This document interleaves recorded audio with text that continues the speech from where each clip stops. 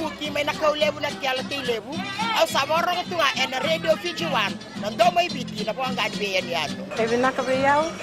radio Fiji 1 nando may biti na po ang ganbiyan na evangolite ay rakiraki Kay mami na marama ni Nofler Kay mami daw talenta ka na radio Fiji 1 nando may biti na po ang ganbiyan yato Na Radio Fiji 1 nando may biti na po ang ganbiyan yato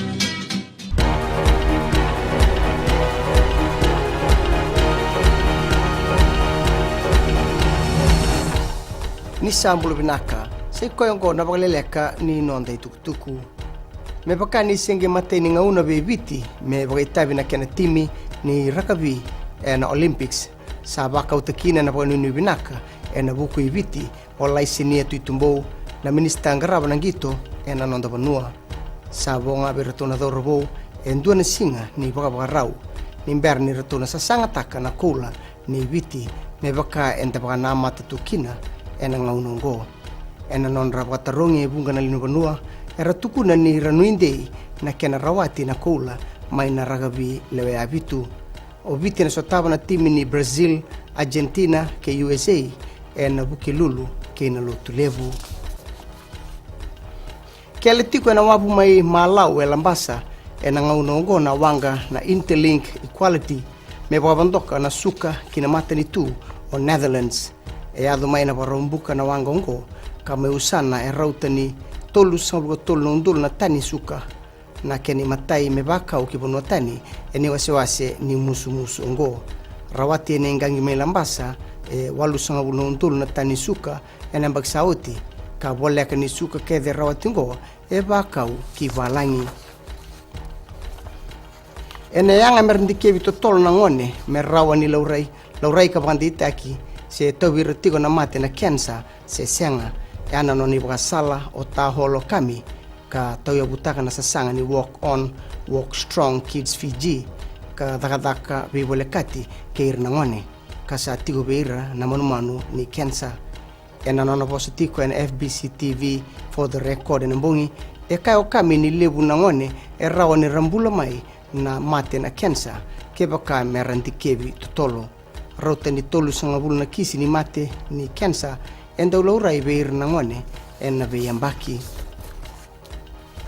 kinangito ertona boita bitiko ena semifinala ni kena bengati taki na ikalimu ni tutu na Fijiana ena lima na kaloko ena mataka ni mataka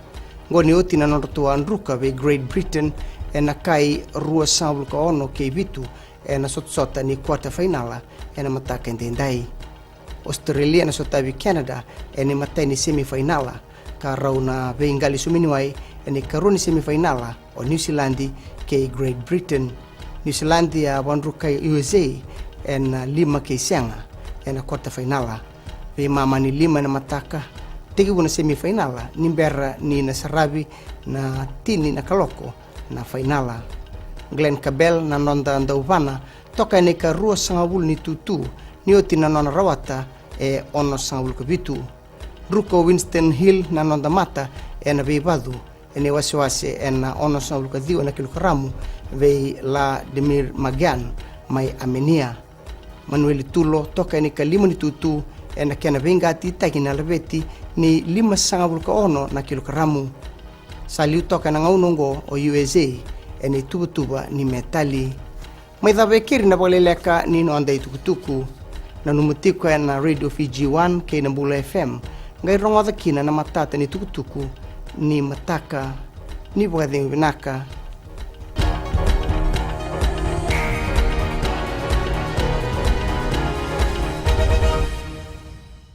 bulan ko salo mitinay korbotan ando tali tak na barong na Nambula FM namban dua na sere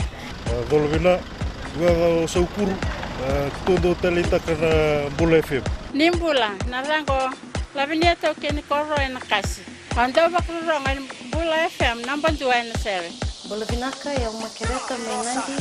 Nesbea Nambula FM namban dua na sere pa korbo ta sanga talen don station ni rolerua namban dua Nambula FM namban dua na sere Bula FM namban 2 NSR